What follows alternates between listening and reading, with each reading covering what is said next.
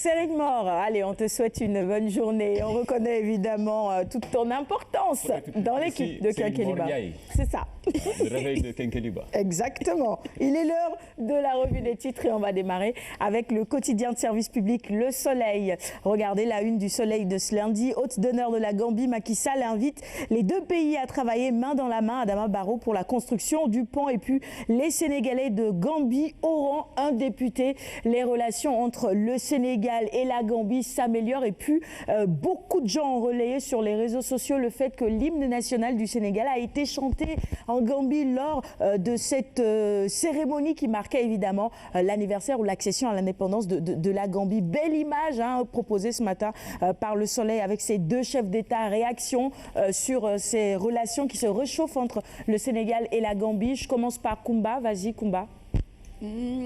Oui, c'est une chose à saluer, vivement le retour de la Sénégambie. C'est ça. Voilà. Très bien. Monsieur Dia? Moi, je pense qu'on n'a même pas encore bien compris la portée du changement qui se fait en Gambie. Parce que pendant près de 20 ans, on a eu des relations quand même assez délicates, pour ne pas dire autre chose, avec la Gambie. Et aujourd'hui, le fait que la Gambie s'inscrive dans une nouvelle dynamique va être quelque chose d'extrêmement important pour nos deux populations, aussi sur tous les plans, sur le plan économique, sur le plan culturel, sur le plan géopolitique également. Et je pense que pour le Sénégal, c'est très, très, très important ce qui se passe. Tout à fait. Alioune Badara? Mais il ne pouvait pas en être autrement entre le Sénégal et la Gambie. Ces deux peuples frères, on partage la même histoire. Certes, les peuples subissent un peu leur géographie, mais se doivent de faire leur histoire. Et je crois qu'entre le Sénégal et la Gambie, quand même, on a une histoire commune et les deux chefs d'État ont impulsé une certaine dynamique dans les relations, dans ces nouvelles relations entre Banjul et Dakar. Parce qu'on le veuille ou non, sur le plan géopolitique, ces deux pays se doivent de cheminer ensemble et les deux présidents l'ont démontré ce samedi-ci. Ça a été vraiment une excellente chose pour la Sénégambie, tant souhaité. Et Koumba vient de prier pour un retour de la Sénégambie, mais on n'en est pas encore là. Aujourd'hui, essayons de consolider les acquis quand même de cette nouvelle coopération qui se dessine, de cette coopération forte entre la Gambie et le Sénégal. Et je me dis qu'il y a beaucoup de choses à faire entre les deux pays. La Gambie ne peut aller sans le Sénégal. Le Sénégal se doit d'être quand même, je ne me dis pas, de jouer un peu ce rôle-là de grand frère.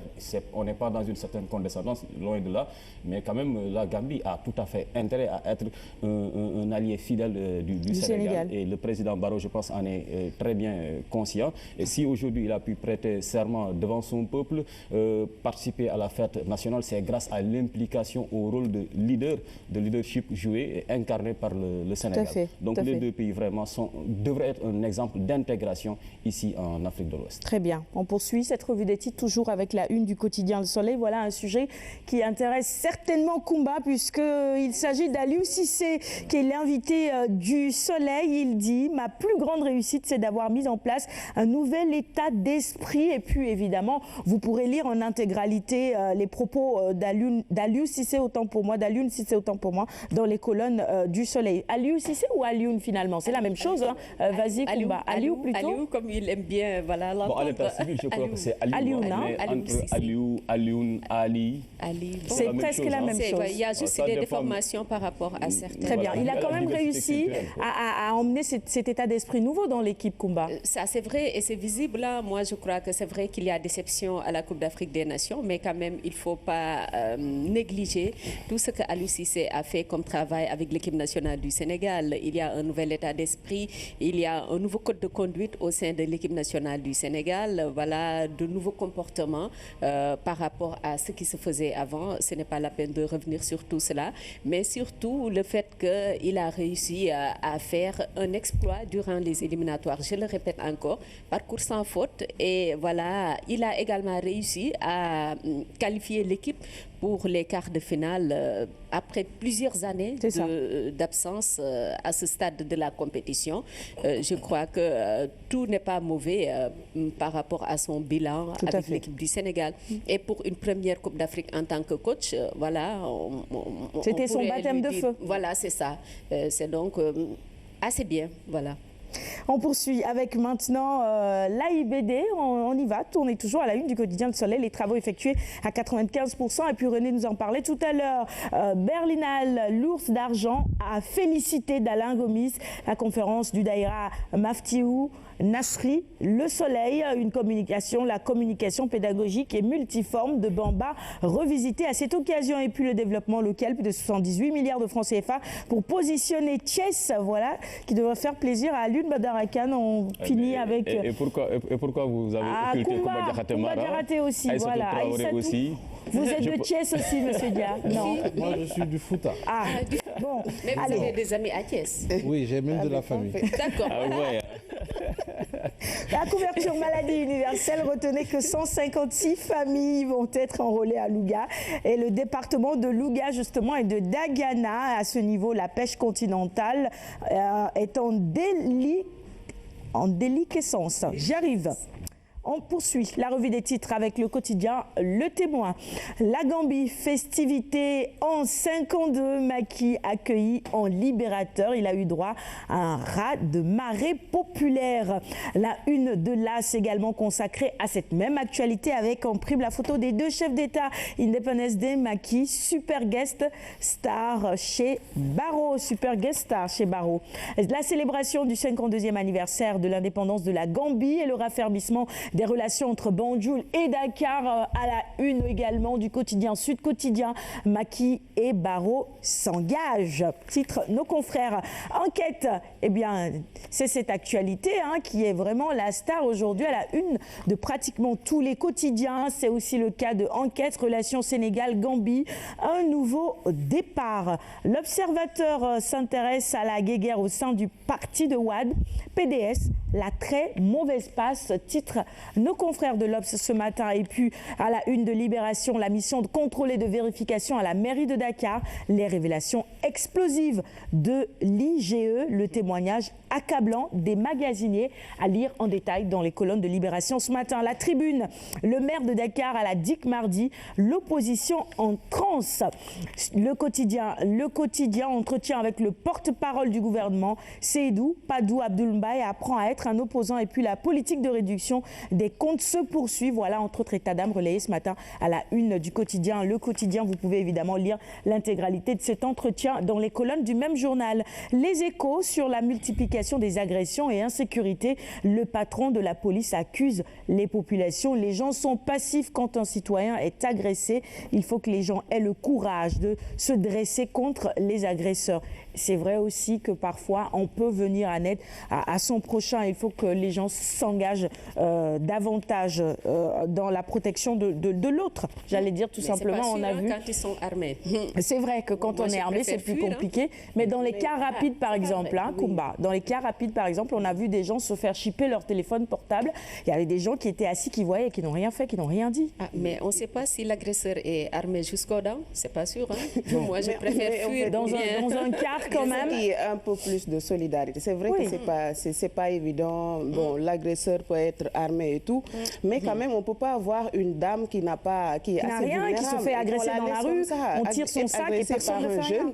Jeune, bien bâti et tout. Bon, on ne demande pas à la personne quand même d'être téméraire, mais au moins qu'on puisse sentir cette empathie et que la personne puisse faire un peu d'effort, surtout les messieurs, pour aider ne serait-ce que les dames et les jeunes filles. C'est important quand même. C'est vous qui parlez d'égalité, non? Oui, mais dans ce sens-là quand même, c'est important parce qu'il s'agit de la sécurité. On ne peut pas attendre la police pour qu'elle puisse venir faire certaines choses. Donc pas de parité là? Bon, pas... La parité, oui, mais quand la vie de quelqu'un est en jeu, il faut que l'environnement immédiat puisse vraiment jouer sa partition. C'est la moindre des choses. Que les plus forts puissent aider en tant soit peu ceux qui sont plus faibles. Oui, c'est ça. Franchement. Oui, c'est ça. Non, pas la dame, elle est vulnérable. La jeune fille, elle est vulnérable. Quand ça les arrange. Merci de faire cet aveu quand même en direct sur Kinkeliba pour montrer que l'égalité totale ne saurait exister. Non, mais de complémentarité. Plus de manière... Aïssatou, tu l'as dit. Moi, je termine quand même sur ce que tu as dit. C'est que les plus forts puissent aider les plus faibles. Et la solidarité, c'est important. Parce que parfois, il y a des gens qui se font vraiment... Moi ça m'est déjà arrivé en pleine rue, comme ça, de me faire agresser. Et il y avait des gens autour et personne n'a rien fait. Personne n'a crié, personne n'est venu à mon secours. C'est quand même aberrant. Et on sait que dans certains pays, quand même, dès qu'il y a une agression, c'est les populations qui sortent et qui se mettent au devant pour chasser ou renvoyer les voleurs. Bon, je pense qu'on peut faire des efforts quand même dans ce sens. Je ne sais pas ce que vous en pensez, M. Via. Bon, moi, ce que je déplore le plus, c'est que c'est les changements culturels et qui sont très violents que notre société subit. Nous avons toujours été une société quand même de paix, d'une certaine cohésion, et on voit maintenant un certain type de violence qui est complètement inédit. C'est pas seulement la violence, mais c'est la forme de la violence qui s'exprime aujourd'hui. On voit des gens qui sont égorgés dans la rue, on voit des armes à feu, on se croirait quasiment au Far West. Et je pense que c'est l'effet des films, justement. C'est l'effet de la mondialisation. On a une société culturellement très poreuse qui absorbe un peu tout. Oui. Et malheureusement, on n'a pas de mécanisme de régulation de ces choses-là parce qu'il ne s'agit pas de mettre plein de policiers dans la rue. Ça, c'est s'attaquer plus aux conséquences, aux symptômes. Je pense qu'il faut s'attaquer à la maladie. Et cette maladie, c'est la préservation de notre culture, de notre façon de vivre. Et ça passe par des mesures très hardies que, bon, malheureusement, on ne voit pas trop se développer. Bon.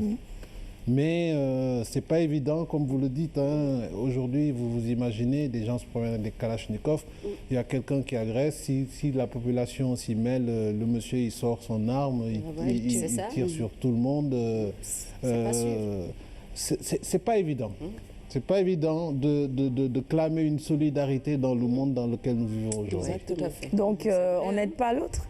Si, on aide l'autre, chacun au niveau, selon son degré. On peut apprécier selon les situations. Selon son degré de... Mais c'est pas évident. Bon, on poursuit avec Stade. Encore buteur décisif, Diao Baldé porte la Lazio au titre. Stade ce matin, allez, Sport 11, toujours avec Diao Baldé Keita sauve la Lazio. Sounulam pour finir, ses victimes en retraite après une défaite. B52, le briseur de carrière. 6 lutteurs quittent l'arène après leur défaite. Tyson n'a plus gagné jusqu'à leur retraite, n'a plus gagné jusqu'à sa retraite plutôt. Et puis Balagay perd et fait année blanche. Yekini le bat, mais connaît des difficultés. Sounulam fait aujourd'hui un peu le point, on va dire, sur la carrière de B52, ou si vous préférez, Bombardier. Ce sera tout pour la revue des titres, excusez-moi, de ce matin. Merci de l'avoir suivi. On va passer à la chronique de Koumba. Le temps pour Alioune Badarakan de servir le quinqueliba à tout le monde un peu sur le plateau. Koumba, tu me rejoins maintenant. Okay.